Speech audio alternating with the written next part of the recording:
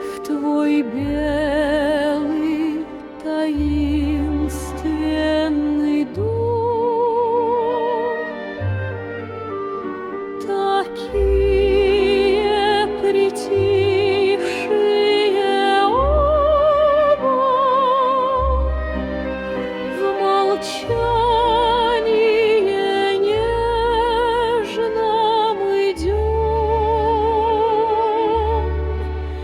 и слаще всех песен пропетых мне этот исполненный сон, качание веток задетых и шпор твоих